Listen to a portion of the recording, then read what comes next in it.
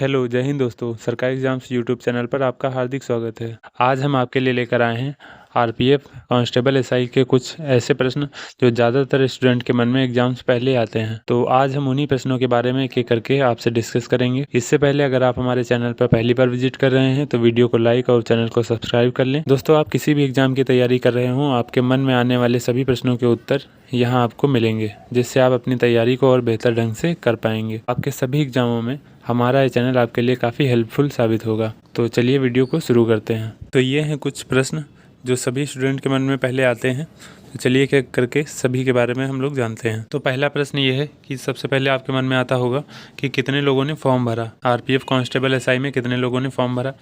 और दूसरा प्रश्न ये है कि अभी लास्ट डेट क्या है फॉर्म भरने की। ये भी कुछ लोगों के मन में आता होगा कि अभी लास्ट डेट है या ख़त्म हो गई। तीसरा प्रश्न है क्या फॉर्म भरने की लास्ट डेट आगे बढ़ेगी, बढ़ सकती है या नहीं बढ़ सकती है। चौथा प्रश्न है आपका, आपके फॉर्म भरने में कोई गलती हो गई है तो वह कैसे सही होगी।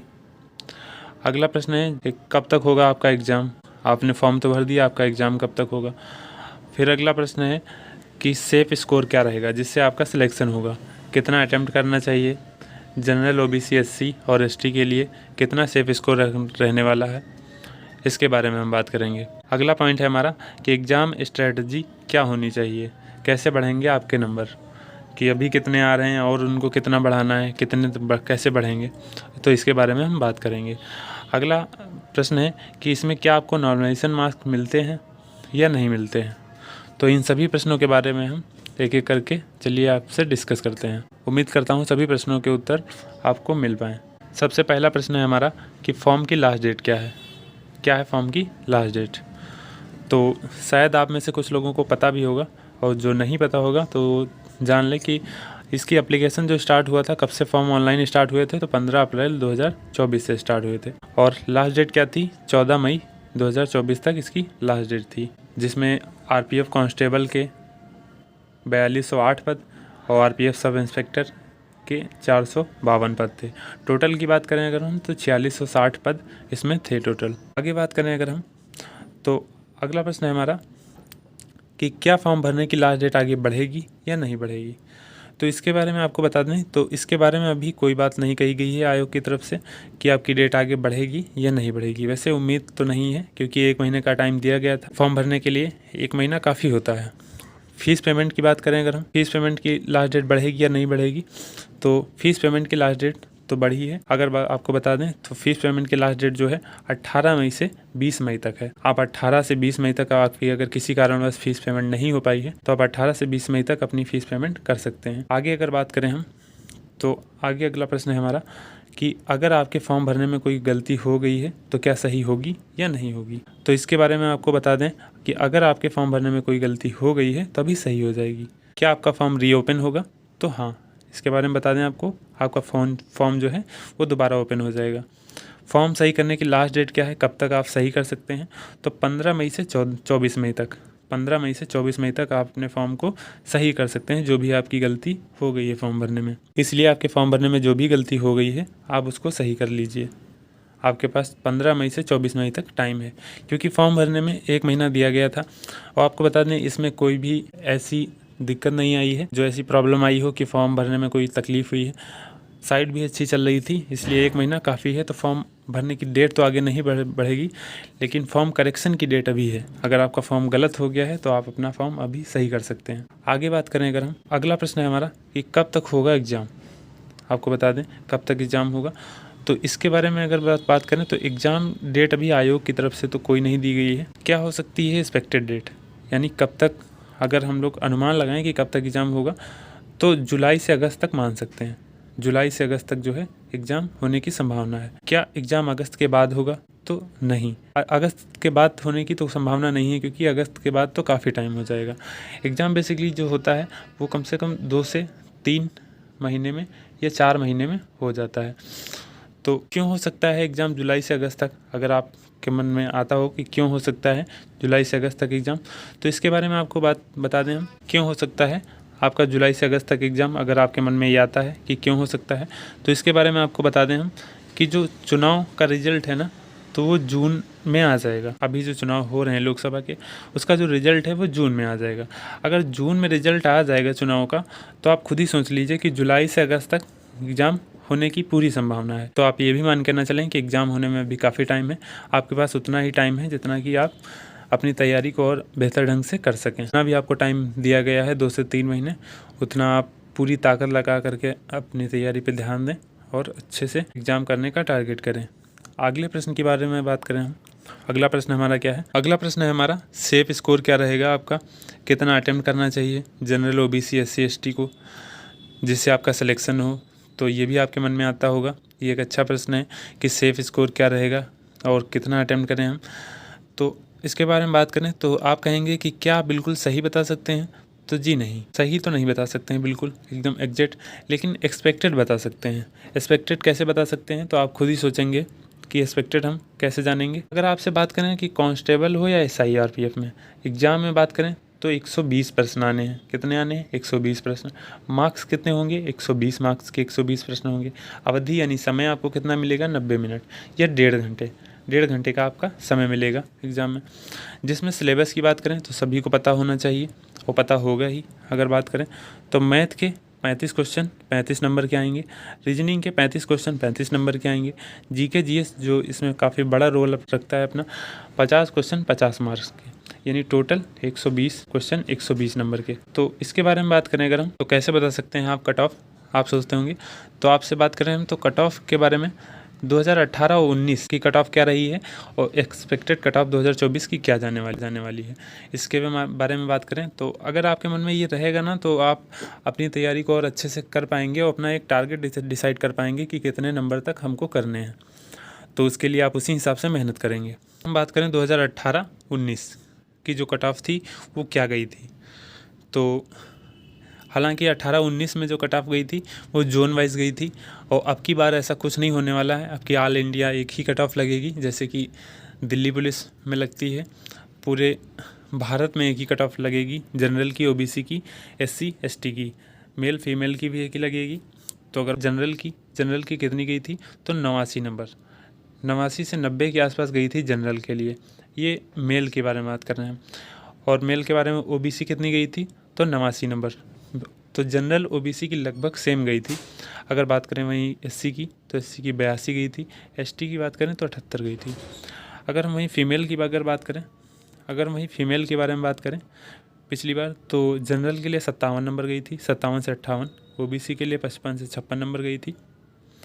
और SC की बात करें तो SC में 50 नंबर गई थी 120 में, 120 में 50 से 52 नंबर। ST की बात करें तो 50 से 52 नंबर गई थी। अगर बात करें हम कि एक्सपेक्टेड कट ऑफ इस वर्ष कितनी तक होनी चाहिए और तो आप अपना टारगेट कितना रखें, तो आपको बता दें कि मेल जो भी हैं तो वो जनरल में 88 से 90 नंबर मान के चलें। अगर आप इतना रखते हैं, इससे ऊपर ही रखते हैं, तो आपका सिलेक्शन होना सुनिश्चित है। अगर हम ओबीसी की बात करें तो वो भी अपना 88 से 90 मान के चलें। इससे ऊपर अगर आप कर सकते हैं तो और अच्छी बात है, लेकिन इतना तो आपको मान के चलना ही होगा। SC की बात करें तो 80, SC ST दोनों बराबर लगभग मान के चलें, 80 प्लस ही अपना स्कोर मान के चलें। फीमेल के बारे में बात करें तो फीमेल जो है जनरल में 60 से 65 नंबर मान के चलें, 60 से 65 नंबर हो सकता है। ओबीसी की बात करें तो ओबीसी भी 60 से 65 मान के चलें, क्योंकि ओबीसी और जनरल की लगभग बराबर जाती है। SC की बात करें तो SC में 60 नंबर और ST में भी 60 नंबर। तो जो फीमेल में है SC ST अपना 60 से 65 नंबर अगर मान के चलेंगी तो लगभग उनका सिलेक्शन होना तय हो जाएगा। आगे बात करें अगर हम कि एग्ज़ाम स्ट्रेटजी, अब इतने नंबर होने चाहिए तो कैसे आएंगे वो, उसके बारे में बात करें तो एग्ज़ाम स्ट्रेटजी क्या होनी चाहिए, कैसे नंबर अपने बढ़ेंगे। अगर आप अभी कोई भी टेस्ट ऑनलाइन या ऑफलाइन दे रहे होंगे तो उसमें कितने नंबर आपके आ रहे हैं और कितने बढ़ेंगे, कैसे बढ़ेंगे, तो क्या होनी चाहिए एग्ज़ाम स्ट्रेटजी। तो बात करें तो टोटल क्वेश्चन आपके आने हैं 120, जो 120 नंबर के होंगे। तो जिसमें मैथ आपको पता ही है 35 नंबर आएगी, रीजनिंग 35 आएगी और GS 35 आएगी। तो अगर आपसे बात करें कि आपको 35 में मैथ में अगर आप 32 से 33 ला सकते हैं, कितने 32 से 33 नंबर। अगर आप 32 से 33 ला सकते हैं, रीजनिंग में आप 32 से 35 ला सकते हैं क्योंकि स्कोरिंग सब्जेक्ट है, आपको ज़्यादा से ज़्यादा लाने होंगे। जीके जीएस बात करें तो आप 32 से 40 यानी 30 से 40 क्वेश्चन आपको, इससे 30 से नीचे तो लाना ही नहीं है। 30 से 40 क्वेश्चन, क्योंकि इसी में जो है आपके नेगेटिव मार्किंग भी, आपके गलत भी लगभग जीएस में ही ज़्यादा होते हैं। तो आपको यहाँ पर तो ज़्यादा से ज़्यादा लाने ही होंगे क्योंकि आप इसमें अटैम्प्ट भी ज़्यादा करेंगे, इसमें अटैम्प्ट हो ही जाते हैं ज़्यादा। तो टोटल अगर इस हिसाब से अगर बात करें तो टोटल 96 बन रहे हैं। आप लगभग जब 96 सही करेंगे तो आपके बिल्कुल तो ज़रूरी नहीं है कि बिल्कुल सही ही हो, कुछ गलत भी हो जाएंगे। तो इसमें गलती की बात करें कि नेगेटिव मार्किंग कितनी है, तो 1/3 है। 1/3 नेगेटिव मार्किंग है, जो सभी एग्जामों से ज़्यादा है। 1/3 का मतलब क्या है, अगर बात करें तो 3 क्वेश्चन आप अगर गलत करेंगे तो आपका एक सही क्वेश्चन कट जाएगा। वैसे बेसिकली अगर होता है तो सभी में बात करें तो 1/4 की होती है। अगर आप 4 क्वेश्चन गलत करते हैं तो आपका 1 नंबर कटता है, लेकिन आरपीएफ में जो है आपके 1/3 है। आप 3 क्वेश्चन गलत करेंगे तो आपका 1 नंबर कट जाएगा। तो मैंने इसीलिए 96 अगर बताया, वो इसलिए बताया क्योंकि आपके कुछ क्वेश्चन गलत भी हो जाएंगे तो आपके कुछ नंबर कटेंगे भी। तो इसीलिए आपको ज़्यादा से ज़्यादा अटैम्प्ट करना होगा और अच्छा अटैम्प्ट करना होगा। तो आप ये स्ट्रेटजी सोच के चलेंगे तब आप अपनी जो है कट ऑफ को पार कर पाएंगे। आगे बात करें अगर हम, अगला प्रश्न है कि क्या इसमें आपको नॉर्मलाइजेशन मार्क्स मिलेंगे या नहीं मिलेंगे।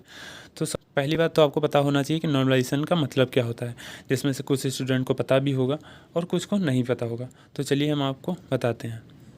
तो इसके बारे में बात करें तो जब आपका एग्ज़ाम 2 या 2 से अधिक शिफ्टों में होता है तो किसी शिफ्ट में कोई फुल पेपर या कोई एक सब्जेक्ट कठिन या आसान आता है, तो उसी को बराबर करने के लिए आयोग द्वारा प्रत्येक स्टूडेंट को कुछ नंबर बढ़ाकर दिए जाते हैं अपने वास्तविक नंबर से, ताकि पेपर कठिन होने पर किसी स्टूडेंट को नुकसान ना हो कि किसी का पेपर कठिन आ गया, दूसरे स्टूडेंट का पेपर आसान आ गया तो वो ज़्यादा कर लेगा। तो इसीलिए कुछ नंबर बढ़ाकर दिए जाते हैं, उसी को नॉर्मलाइजेशन मार्क्स हम कहते हैं। बात करें अगर हम पिछली बार 2018-19 में नॉर्मलाइजेशन मार्क्स कितने मिले थे, तो मिनिमम अगर बात आपको बता दें तो मिनिमम 5 नंबर, 5 से 7, 10, किसी किसी के 12 नंबर भी बढ़े थे।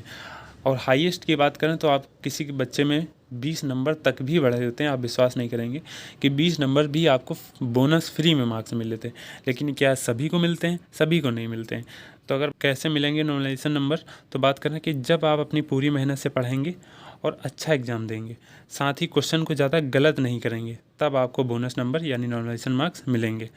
तो आपको ये सोच के नहीं चलना है कि हमको तो 10-12 नंबर मिल ही जाएंगे तो हम कम अटैम्प्ट करें या गलत ज़्यादा कर दें, तो ऐसा नहीं है। आपको अपनी पूरी ईमानदारी से पेपर देना है और ज़्यादा से ज़्यादा अच्छा अटैम्प्ट करना है और अपना टारगेट मान के चलना है। जो भी जिसका मैंने बताया 80 किसी का बताया तो 80, या फीमेल 60 बताया तो 60, या जनरल का 90 बताया तो 90, आपको उतना डिसाइड करके चलना है। वो एक अच्छी बात है, आपको 2 नंबर मिल जाते हैं, 4 नंबर मिल जाते हैं, 10 नंबर मिल जाते हैं, तो वो आपकी किस्मत की बात है। इसके बाद अगर आगे बात करें कि अपना टारगेट स्कोर करने के लिए क्या करें और मॉक टेस्ट में नंबर कैसे बढ़ाएं जिससे आपका सिलेक्शन हो, तो जैसा कि मैंने बता दिया कि SC ST OBC male female कितने नंबर होने चाहिए, आप लगभग जान ही गए। उसके बाद अगर इतने होने चाहिए तो उतने नंबर कैसे लाएंगे हम, उसके लिए क्या करें, क्या स्ट्रेटजी होनी चाहिए, तो उन सभी पॉइंट के बारे में हम बात करेंगे। मैंने हर एक पॉइंट को अच्छे से नोट किया है, आप ज़रा सा सभी पॉइंटों को अच्छे से समझें। तो पहला पॉइंट मैंने जैसे कि बताया कि सबसे पहले अपना एक टारगेट स्कोर डिसाइड करें कि हमको इतना स्कोर करना है। पहली बात तो ये, क्योंकि मन में होना चाहिए, जब तुम्हारे मन में होगा हमको इतना स्कोर करना है तो आप तभी उस हिसाब से उस पर काम कर पाएंगे। अगले पॉइंट के बारे में बात करें तो इसके बाद आप एक मॉक टेस्ट लगाइए। आपने लगाया होगा, अगर नहीं लगाया है तो एक मॉक टेस्ट लगाइए और टाइम लगा कर लगाइए, 90 मिनट का, जितना टाइम एग्ज़ाम में मिलता है। फिर उसके बाद में क्या करना है अगले पॉइंट में, फिर आपका जो भी स्कोर आए, अच्छा है या कम अच्छा है, तो आपको निराश नहीं होना है कि हमारा कम आया तो बढ़ेगा कैसे या नहीं बढ़ेगा, तो इसके लिए आपको निराश नहीं होना है। फिर क्या करना है इसके बाद, आप पर सब्जेक्ट का, जैसे मैथ हो गया, रीजनिंग, जैसे मैथ है, रीजनिंग है और जीएस है, तो पर सब्जेक्ट आप एनालिसिस करिए किस सब्जेक्ट में क्या गलत हुआ है और किस चैप्टर से गलत हुआ है, उसको आप धीरे धीरे जो है कवर करिए। जैसे मैथ में आपके कुछ क्वेश्चन गलत हुए हैं तो किस चैप्टर से गलत हुए हैं, रीजनिंग में कुछ क्वेश्चन जो गलत हुए हैं वो किस चैप्टर से गलत हुए हैं, उसको आप नोट करिए। ऐसे ही जीएस में जिससे गलत हुए हैं उसको नोट करिए। आपको हर एक सब्जेक्ट का एनालिसिस करना है और जिस चैप्टर से भी क्वेश्चन गलत हो रहे हैं उस चैप्टर को पढ़ना है, धीरे धीरे करके अपना कवर करना है। उसके बाद क्या करना है, प्रत्येक सब्जेक्ट में आपको यही करना है, ठीक है। 1 हफ्ते बाद आप फिर से मॉक टेस्ट दीजिए। पढ़ने के बाद आपने जो पहला मॉक टेस्ट लगाया था उसका एनालिसिस करिए, और उसको लगभग कुछ जो भी आप कवर कर सकते हैं वो कवर करने के बाद 1 हफ्ते बाद आप फिर से मॉक टेस्ट दीजिए। और ऐसे ही आप हफ्ते में 1 बार मॉक टेस्ट दीजिए और उसका एनालिसिस बाकी दिन करिए। हफ्ते के बाकी दिन जो है उसका एनालिसिस करिए। ऐसा आप करेंगे तो आप देखेंगे कि 1 महीने में ही काफ़ी बदलाव देखने को मिलेगा। इससे आप का स्कोर जो है ज़रूर बढ़ेगा, जितना भी अभी आ रहा है उससे इंक्रीज़ ज़रूर होगा। तो यही थे कुछ वो प्रश्न जो किसी भी स्टूडेंट के मन में आते हैं एग्ज़ाम से पहले कि क्या करना चाहिए, कैसे करना चाहिए, कैसे स्कोर इंक्रीज़ होगा, किस पे कितने नंबर पे सिलेक्शन होगा। तो ये सब बातें मन में आती हैं, तो मैंने उन सभी बातों के बारे में एक करके आपसे डिस्कस किया, और आपको लगभग खुद ही समझ में आ गया होगा वीडियो पूरी देखने के बाद में कि क्या क्या बातें हो सकती हैं। अगर इसके बाद भी आपका कोई क्वेश्चन रहता है तो आप कमेंट करके बताएं, हम उत्तर आपको देंगे। अगर वीडियो अच्छी लगी तो वीडियो को लाइक और चैनल को सब्सक्राइब करिए, वीडियो को शेयर भी करिए। तो ठीक है दोस्तों, मिलते हैं नेक्स्ट वीडियो में। आज के लिए इतना ही। जय हिंद, जय मां सरस्वती।